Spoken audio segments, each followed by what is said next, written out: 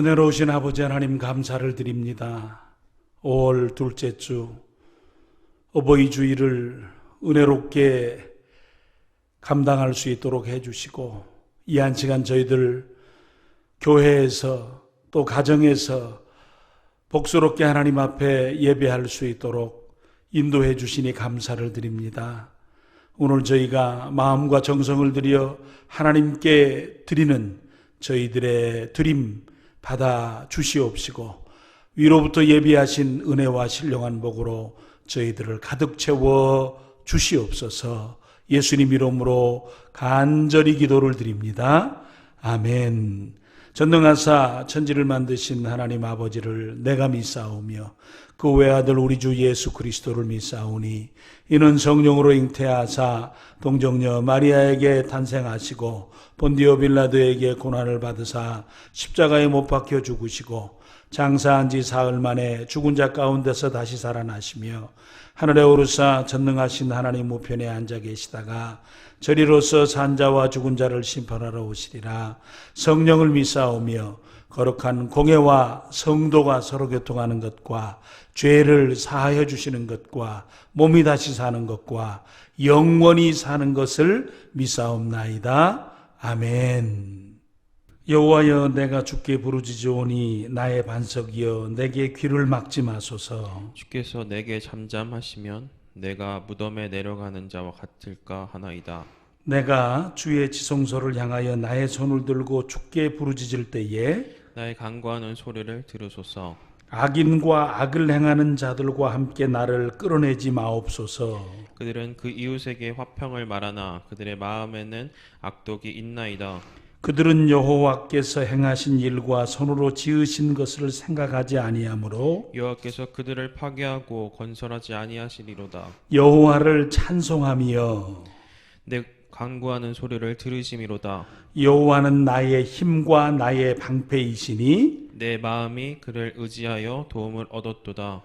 여호와는 그들의 힘이시요 그의 기름 부음 받은 자의 구원의 요새이시로다.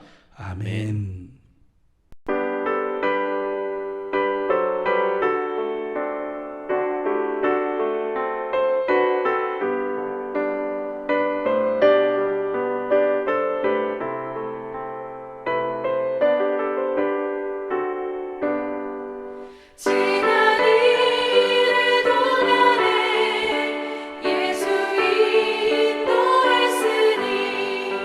주의 전에 모여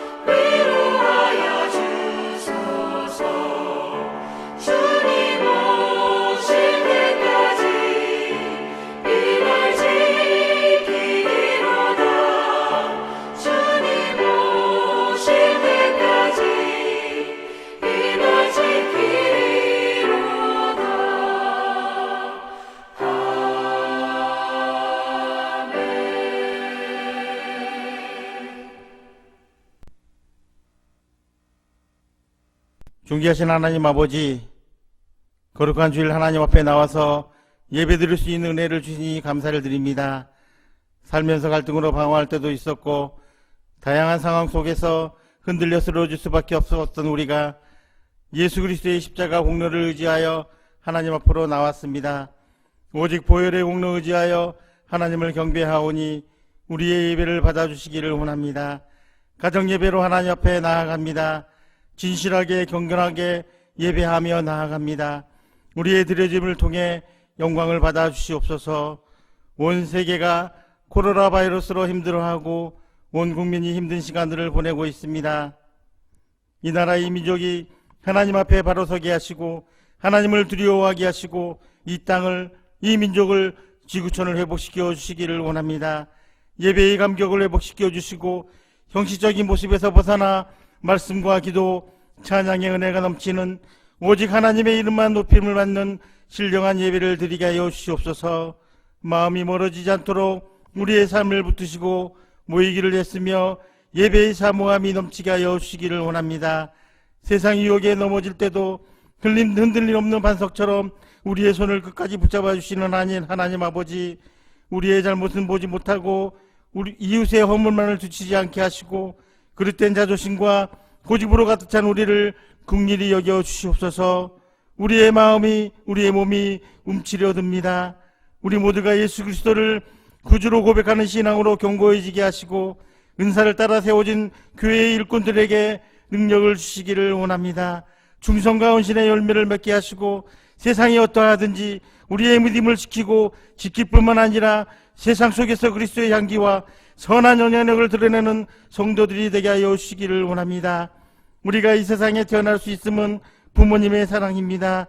오늘 가정과 자녀들을 위해 땀 흘리며 수고하는 부모님을 축복하여 주시고 부모님들이 자녀들을 위해 마음과 정성으로 기도하는 모든 것들을 응답하여 주시기를 원합니다.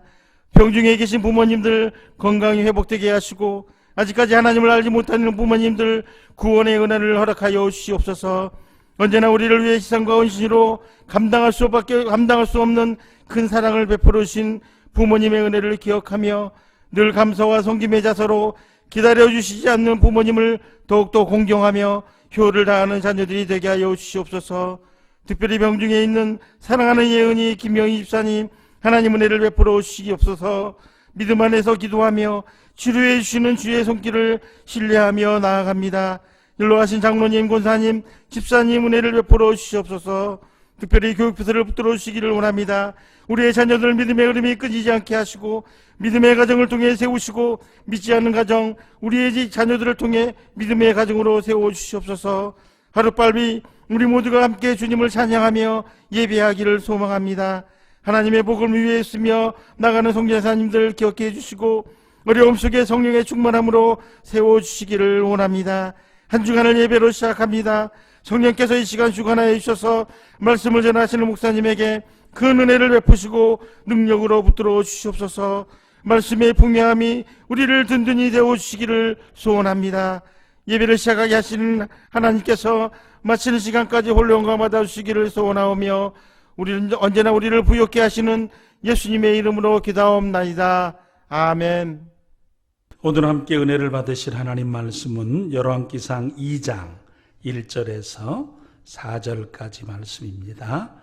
다윗이 죽을 날이 임박하매 그의 아들 솔로몬에게 명령하여 이르되 내가 이제 세상 모든 사람이 가는 길로 가게 되었노니 너는 힘써 대장부가 되고 내 하나님 여호와의 명령을 지켜 그 길로 행하여 그 법률과 계명과 율례와 증거를 모세의 율법에 기록된 대로 지키라. 그리하면 내가 무엇을 하든지 어디로 가든지 형통할지라. 여호와께서 내 일에 대하여 말씀하시기를 만일 내 자손들이 그들의 길을 삼가 마음을 다하고 성품을 다하여 진실이 내 앞에서 행하면 이스라엘 왕위에 오를 사람이 내게서 끊어지지 아니하리라 하신 말씀을 확실히 이루게 하시리라. 아멘. 우리 서로 인사하시면 좋겠습니다. 주 안에서 사랑하고 축복합니다. 특별히 우리 가정의 부모님들 지금까지 자녀들을 양육하시고 또 그들을 뒷바라지 하시면서 수고하신 것들 하나님께서 기뻐하실 것이고 또 그 수고로움에 대한 상급이 하나님 주실 상급으로 쌓여 있을 것입니다. 우리 부모님들에게 하나님의 크신 축복과 칭찬이 가득하시기를 축원해 드립니다. 요즘 제가 가끔 보는 프로그램 중에 하나가 생활의 달인입니다. 생활의 달인에 나오는 사람들은 모두 다 자기가 가지고 있는 비법들이 하나씩 있습니다. 그래서 그 비법을 가지고 일을 하면서 자기 살아있는 동안에는 때로는 자식이나 며느리에게도 알려주지 아니하고 이제 나이가 들어서 가게를 물려줄 때쯤에서 그 비법을 자녀들과 또는 자녀들이 원치 않으면 다른 사람에게 알려주는 모습들을 보곤 합니다. 비법은 돈과 연결되어지고 비법은 사람으로 하여금 자신의 삶을 풍요롭고 즐겁게 잘 살 수 있는 방법이 되기 때문에 그렇습니다. 다윗왕도 그랬습니다. 다윗왕은 17살, 18살 때부터 정말 인생에 많은 경험을 했습니다. 큰 성공을 하기도 했죠. 골리앗과의 싸움에서 대승을 거두기도 했습니다. 흉내낼 수 없는 성공을 한 반면에 후회할 일도 했습니다. 밧세바의 일로 충신 우리아를 죽이는 상황이 주어졌기 때문에 그렇습니다. 그런가 하면 왜 그런 일을 했는지 알다가도 모를 일도 있습니다. 사탄이 아마 다윗의 마음을 좀 교만하게 해서 말년에 인구조사를 함으로 백성들에게 큰 고통이 있었던 것을 저희들이 기억합니다.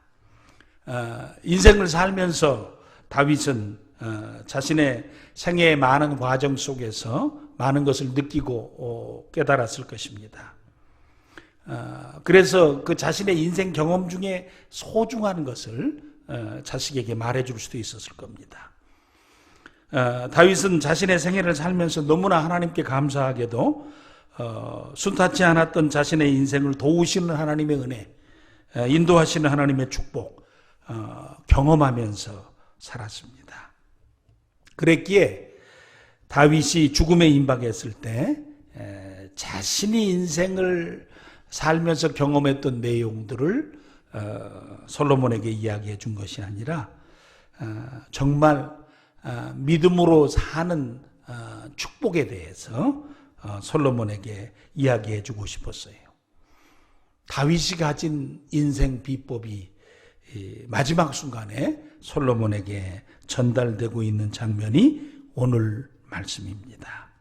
솔로몬은 열왕기상 2장 1절에서 4절까지 말씀을 통해서 몇 가지 사실을 이야기합니다. 특별히 2절에 인간은 때가 되면 죽는다는 것입니다.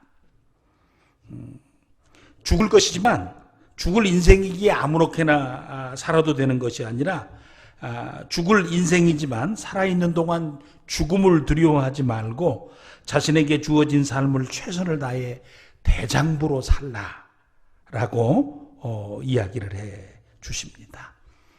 하나님께서도 성도인 우리가 이 땅의 삶을 살면서 죽도록 충성하는 삶을 살기를 원하십니다. 시간적으로 죽을 때까지 변함없이 충성하는 삶을 사는 것이요, 세상에서 최고로 뛰어난 사람은 아닐지라도 성실하고 충성을 다하는 자세로 믿음의 삶을 사는 것, 즉 자세가 중요하다는 것입니다. 3절에는 무엇을 위해서 충성을 다해야 할 것인가에 대한 말씀을 하십니다. 여호와의 명령, 모세의 율법을 기록된 대로 지키라는 것입니다. 그렇게 하면 무엇을 하든지 어디로 가든지 형통하게 될 것이다 라고 가르쳐 줍니다. 다윗은 솔로몬에게 내가 만약 여호와의 율법, 하나님의 말씀대로 살면 잘 잘 될 수도 있고 안 될 수도 있다. 이렇게 얘기하지 않았습니다. 분명하게 형통할 것이다 라고 말씀해 주었습니다. 어떤 가정이 아니라 사실이고 확실한 결과가 있을 것이다 라는 것입니다.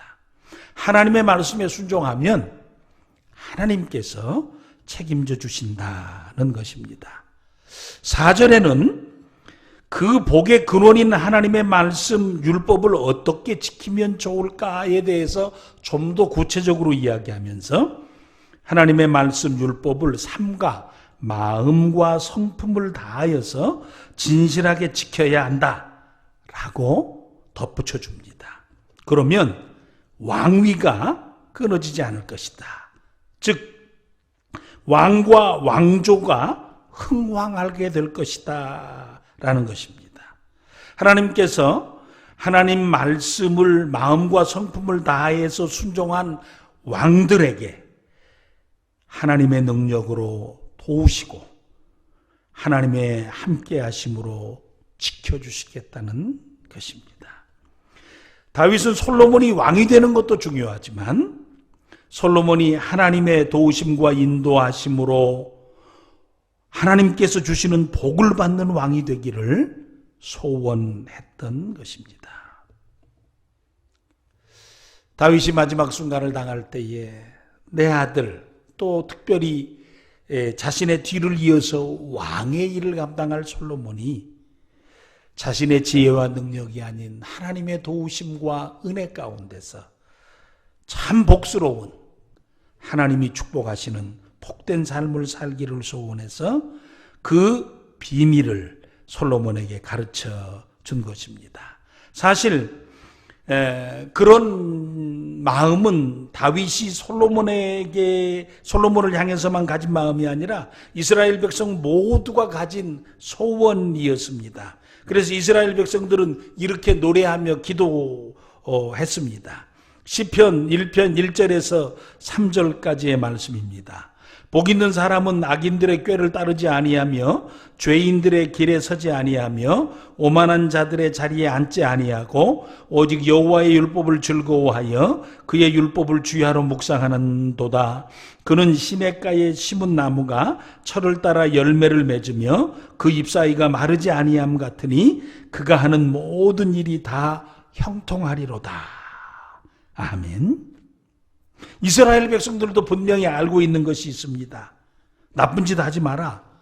교만한 모습으로 살지 마라. 다른 사람에게 피해를 주지 마라. 다른 사람 업신여기지 말라. 그렇게 사는 것이 하나님 보시기에 복된 삶이다. 이렇게 이야기하지 않았습니다. 하나님의 백성다움의 삶, 하나님이 축복해 주시는 삶의 모습이 뭐냐라고 이야기하면서 나쁜 짓, 다른 사람에게 손해를 끼치지 않는 삶을 사는 것을 넘어서서 여호와의 율법을 주야로 묵상하는 자로 살아야 한다라고 이야기합니다. 하나님 말씀 믿고 묵상해서 그 말씀에 익숙해서 분별력을 가진 삶을 사는 것, 구별된 하나님의 사람으로 사는 것, 그래서 거룩한 삶을 이루어가는 것, 세상과 죄를 이기는 삶을 살아가는 것, 그것을 하나님이 기뻐하신다라는 겁니다. 그렇게 살 때 그는 시냇가에 심은 나무요, 철을 따라 열매 맺는 나무, 그 인생으로 삶을 살게 된다라는 것입니다. 시냇가에 심은 나무는 하나님께서 그들을 도우시는 신실한 사람의 모습인 것입니다. 시냇가에 심은 나무는 형통한 삶의 모습입니다. 외부의 환경이나 가뭄에도 여전히 그 잎은 푸르릅니다. 또 특별히 과일 맺음에 대해서 이야기할 때 철을 따라 과실을 맺을 것이다 라고 이야기합니다. 시냇가에 심은 나무가 복수로 표현되어져 있지 않는 것을 볼 때에 시냇가에 농장이 형성되어 있지 않은 것을 봅니다. 농장에 사계절 과실을 맺을 수 있는 나무가 있어서 계절마다 과실이 나온다는 것이 아니라 그 나무가 때를 따라서 열매를 계속 맺는다는 것입니다. 사실 이것은 자연적으로 불가능한 겁니다. 농사를 심어서 1년에 3번, 4번 곡식 또는 벼 추수할 수 있습니다. 그러나 한 나무가 이제 꽃이 피고 열매를 맺는 일을 3번, 4번 하기가 참 어렵습니다. 그렇게 볼 때 그것은 눈으로 보이는 열매가 아니라 하나님께서 그 사람 안에서 맺으시는 열매인 것을 저희들이 생각해 볼 수 있습니다. 신약 성경에 성령의 열매에 대해서 저희들에게 가르쳐 주십니다. 얼마나 풍성한 열매가 한 사람, 한 인격체, 하나님의 말씀을 사모하고 믿음으로 사는 그 사람에게서 드러나는지 모릅니다. 갈라디아서 5장 22절 23절 말씀에 오직 성령의 열매는 사랑과 희락과 화평과 오래 참음과 자비와 양성과 충성과 온유와 절제니 이 같은 것을 금지할 법이 없느니라 하셨습니다.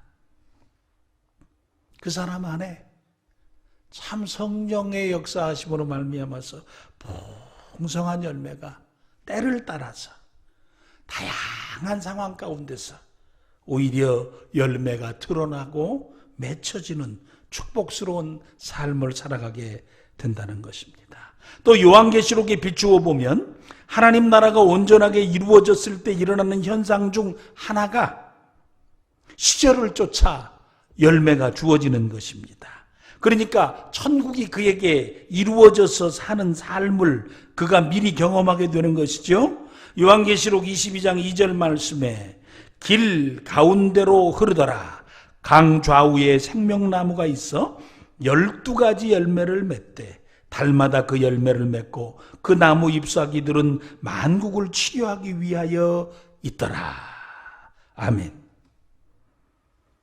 풍성한 열매에 아울러 치료의 은혜가 그 한 사람에게서 일어나서 그 삶 가운데, 그 가정 가운데, 그 공동체 가운데, 그 사람의 생애 가운데 일어나게 되어지는 축복. 즉, 그가 있는 곳에 하나님 나라의 아름다운 모습이 드러나게 되어지는 즐거움이 주어지게 된다라는 것입니다. 다윗은 자신의 생애를 마치면서 솔로몬에게 그 말씀을 해주고 있는 것입니다.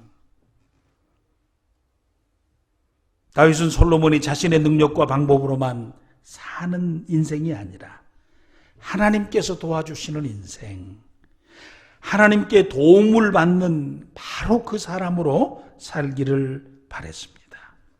그래서 다윗은 솔로몬에게 야 솔로몬아, 네가 여호와의 말씀, 그 율법을 마음을 다하고 성품을 다해서 잘 지켜가라.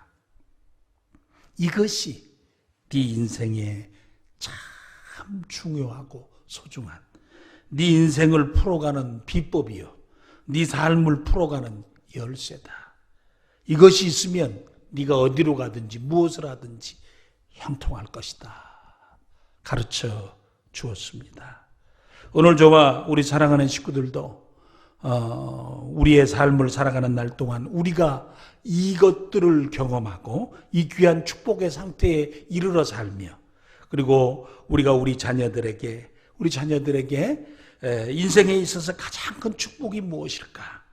그 축복은, 인생을 사는 비법은 여호와의 말씀을 참 마음과 성실함으로 그리고 중심을 다해서 잘 읽고 깨닫고 그리고 지켜 살아가면서 하나님이 기뻐하시는 사람, 하나님이 도와주는 사람, 하나님이 함께 하시는 사람, 하나님이 쓰시는 생애로 살아갈 수 있는 귀한 역사와 축복이 우리 자녀들의 복이 되기를 간절히 축원해 드립니다. 그렇다면 다윗이 솔로몬에게 모세가 받은 계명과 율법을 이렇게 잘 지키도록 해라 했는데, 그 모세가 받은 계명과 율법의 내용을 요약하면 가장 중요하게 첫 번째 먼저는 하나님 외에 다른 것을 자신의 신으로 모시지 말라는 것입니다. 절대 우상 숭배하지 말 것이며 우상도 만들지 말라는 것입니다. 오직 하나님만 섬기고 예배하며 순종하고 또 하나님의 이름을 사용함에 있어서도 조심해서 사용하라는 것입니다. 성도가 그렇게 살아야 합니다. 하나님만 믿고 하나님만 예배하고 하나님만 순종하고 사는 것입니다. 왜 그러냐면 사도행전 4장 12절에도 분명하게 사도들이 그 시대를 향해서 이렇게 고백을 합니다. 다른 이로서는 구원을 받을 수 없나니 천하 사람 중에 구원받을 만한 다른 이름을 우리에게 주신 일이 없음이라 하셨더라. 모세의 율법의 가장 중요한 내용 가운데 하나가 오직 하나님, 오직 믿음, 오직 순종을 이야기했습니다.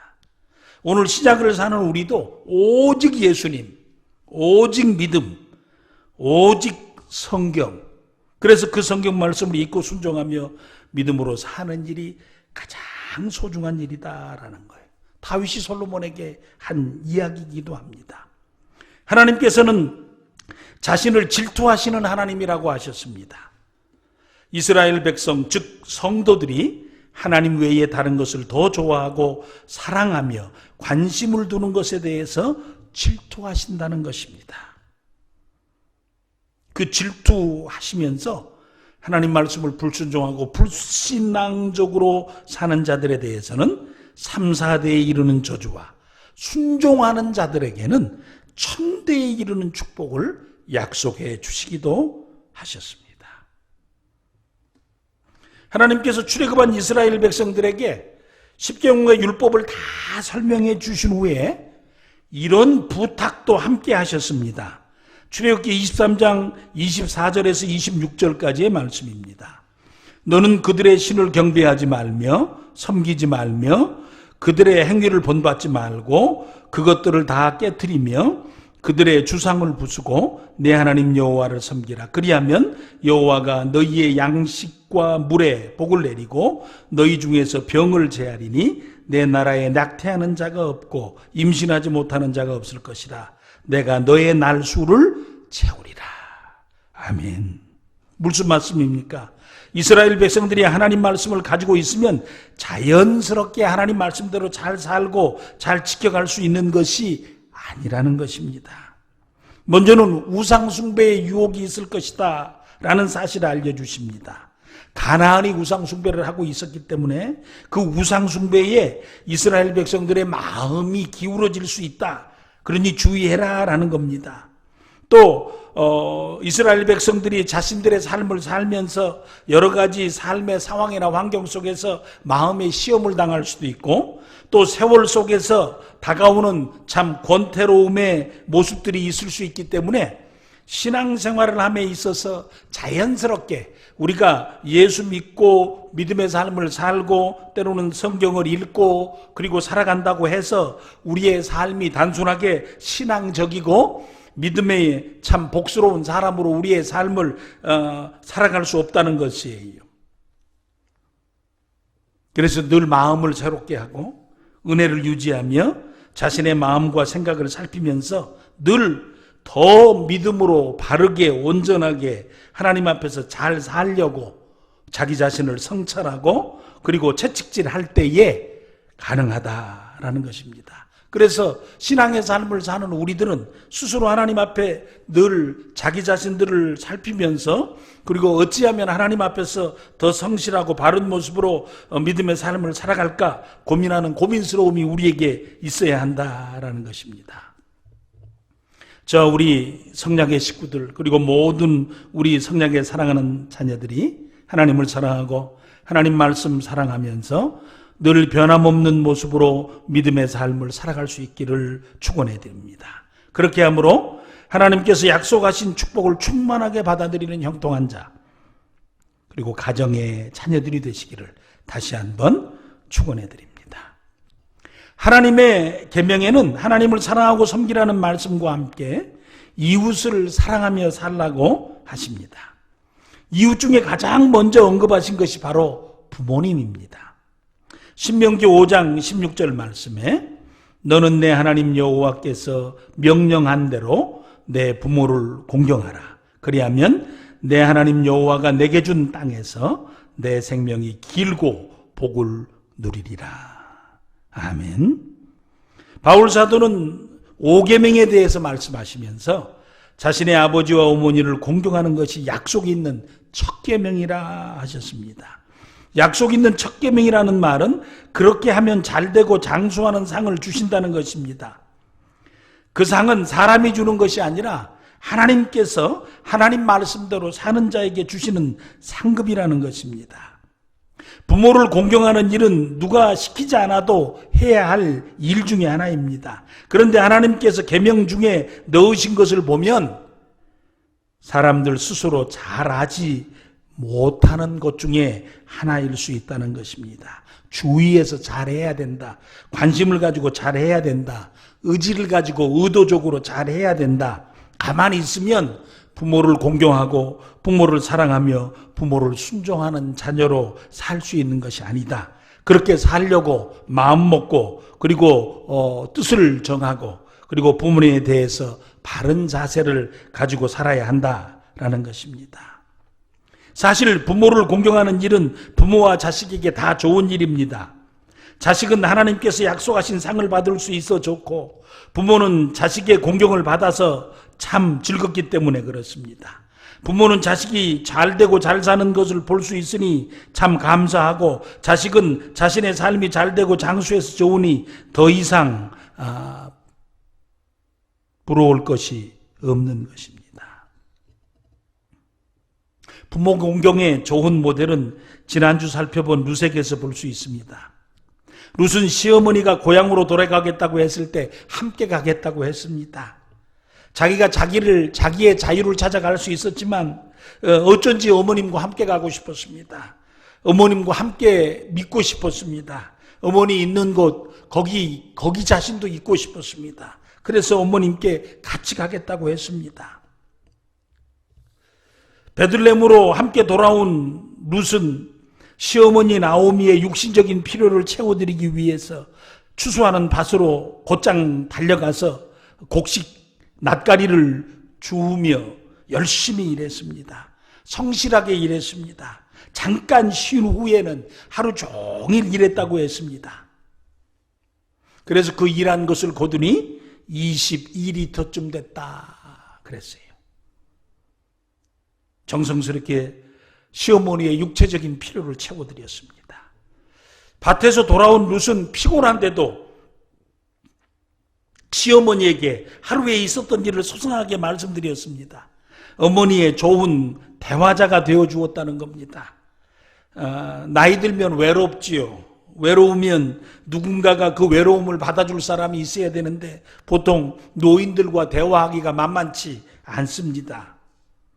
그런데 룻은 나이 많은 어머니와 자기의 일을 조곤조곤 이야기하면서 대화를 할 때 그 대화 속에서 인생의 문제가 풀려지는 축복의 실마리가 주어지기도 했습니다. 그리고 시어머니가 보리 까부는 날, 추수의 결실이 있는 날 잔치를 했는데 그때 준비하고 보아스 발치에 누우라고 했을 때 시키는 대로 순종했습니다. 수많은 상황이 발생할 수 있습니다. 보아스가 받아주지 않으면 못된 여자로 소문날 수 있었습니다. 보아스가 부자이기는 했지만 나이가 많았습니다. 룻도 눈이 있고 생각이 있고 꿈이 있는데 나이 많은 남자에게 자신의 생을 맡긴다는 것 그리 기분 좋지 않았을 수 있습니다. 그러나 시어머니 나오미께서 생각이 있고 그리고 뜻이 있어서 가서 그 일을 좀 하라 했을 때 룻은 자기 생각에 쉽지 않고 또 그 결과가 참 굉장히 심각할 수 있는 그런 내용의 말씀에 대해서 그것이 시어머니가 자신의 삶을 위해서 기업 물을 자를 만나게 해주시기 위해서 하신 말씀인 것을 기억하고 그 말씀에 순종해 드렸습니다. 그 결과 룻은 하나님이 약속하신 대로 잘된 인생으로 살았습니다. 복되게 살았습니다. 자손을 낳고 살았습니다. 다윗이 그 가문에서 태어났습니다. 그 족보에서 예수님께서 오셨습니다. 룻은 어머니와 함께 하기를 원했고 어머니의 육체적인 필요를 채워드렸으며 어머니의 좋은 대화자가 되어주었고 어려운 일에도 순종하는 과정을 통해서 하나님께서 약속하신 보아스도 이야기한 온전한 상을 그가 받아 누리면서 잘된 인생, 잘 사는 인생, 정말 장수하는 인생의 삶을 살게 되었던 것입니다.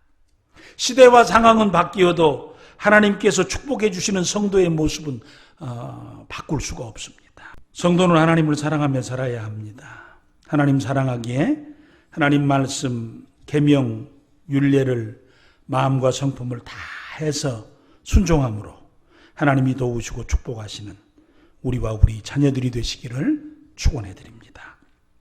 또 부모님을 공경함으로 하나님께서 잘 되게 하시고 장수하게 하시는 복을 받아들이기를 간절히 축원해 드립니다. 아버지 하나님 감사합니다. 다윗이 솔로몬에게 말한 축복의 비법, 어찌하면 복받고 살 수 있을까? 그 축복의 비법 저희들이 함께 나누었습니다. 이미 우리가 알고 있는 것이지만 다시 한번 저희들의 마음에 새기면서 아버지 하나님 사랑하게 하시고 말씀 사랑하게 하시고 그 말씀을 마음속에 진정으로 섬겨드리면서 믿음의 삶을 살면서 하나님이 책임져 주시는 인생, 하나님이 도우시는 인생으로 살아갈 수 있는 우리가 되게 하여 주시옵소서. 하나님의 계명의 중심 가운데 부모를 순종하는 자에게 주시는 축복이 함께 기록되어져 있습니다. 약속이 있는 첫 계명인 부모 공경의 귀한 축복의 비법을 저희들이 잘 순종하여 섬김으로 우리가 잘 되고 장수하며 하나님의 복을 받는 복된 삶이 우리 후손들의 삶이 되게 하여 주시옵소서. 예수님 이름으로 간절히 기도를 드립니다. 아멘.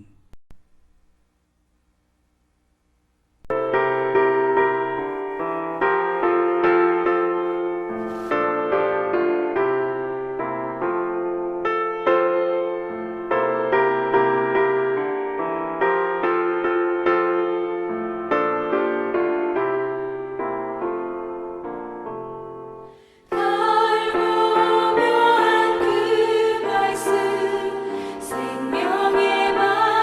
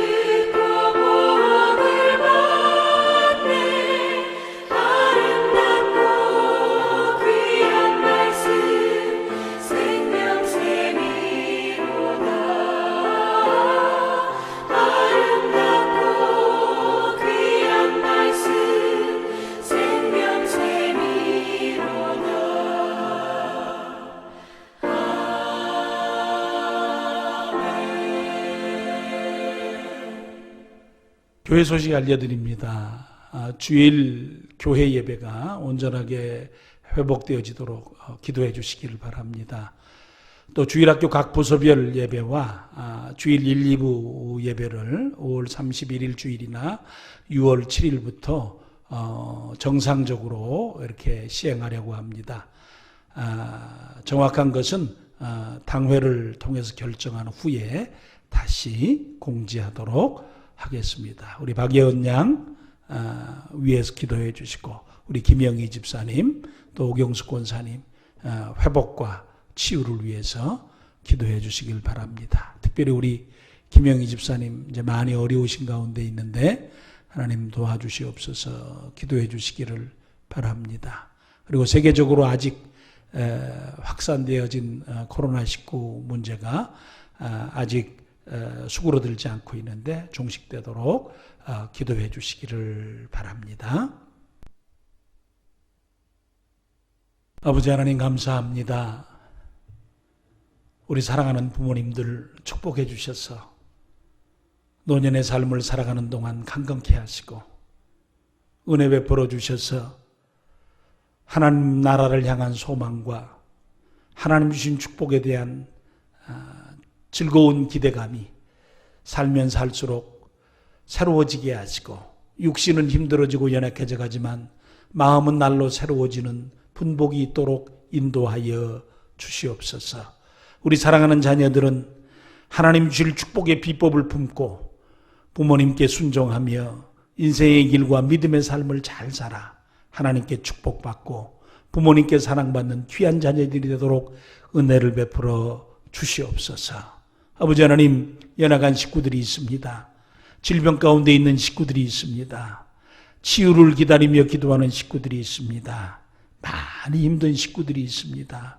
아버지 하나님께서 은혜와 긍휼을 베풀어 주셔서 고통의 순간, 외로움의 순간, 절망의 순간, 아픔의 순간, 그때 하나님이 위로해 주시옵시고 소망을 더욱더 정확하게 보여주시옵시며 절망의 때에 하나님이 주시는 은혜가 마음속에 넘쳐서 정말 기쁨으로 기도가 살아나도록 도와주시옵시고 그 과정 중에 하나님 주시는 분복과 축복과 은혜를 경험하며 살도록 인도하여 주시옵소서. 아버지, 곧 우리 자녀들이 개학합니다. 모든 자녀들의 개학의 과정과 삶을 붙들어 주셔서 참 어려움이 없도록 인도하시고 경제적으로 어려운 상황이 주어질 수 있는 과정 가운데 있사오니 우리 자녀들의 삶과 생활과 생업과 길 위에 선하신 인도하심과 도우심과 함께하심으로 인도하여 주시옵소서. 아버지 하나님, 하나님의 교회를 축복하시고 붙드셔서 이제 우리가 기도하고 있는 대로 교회 예배가 온전히 회복되도록 도우시고 우리 자녀들의 교육부 예배도 은혜롭게 회복될 수 있도록 하나님 인도하여 주시옵소서. 아버지, 지금 이제는 생활적 거리두기로 전환해서 지나는 동안에 혹이라도 집단 감염 현상이 일어날까 염려하고 있습니다. 하나님이 간섭하셔서 특별히 교회 예배를 통해서 이 연약함이 드러나지 아니하도록 하나님 도우시고 간섭하시고 인도하여 주시옵소서. 아버지 하나님, 한 주간 저희들이 세상 가운데 나가서 살아야 합니다. 저희들의 삶에 주께서 생명사계로 쌓아주시사 우리의 생활을 은혜롭고 안전하게 감당할 수 있도록 저희들의 삶을 도우시고 인도하여 주시옵소서. 지금은 우리 주 예수 그리스도의 그 크신 은혜와 우리를 사랑하시는 아버지 하나님의 지극하신 사랑하심과 우리 안에 역사하셔서 하나님 사랑하고 하나님 말씀을 사랑하고 부모님께 순종하여 받들어 나아가면서 하나님께 복을 받고 새해가 잘 되며 강건한 삶을 살도록 온전한 상을 받도록 도우시는 성령님의 위로 축복, 권면, 감동, 인도하심이 오늘 나와 예배하는 사랑하는 우리 성략의 부모님들과 그 자녀들과 가정과 일터와 생업 위에 그리고 치유되어야 될 민족과 지구촌 위에 지금부터 영원토록 함께 있을지어다. 아멘.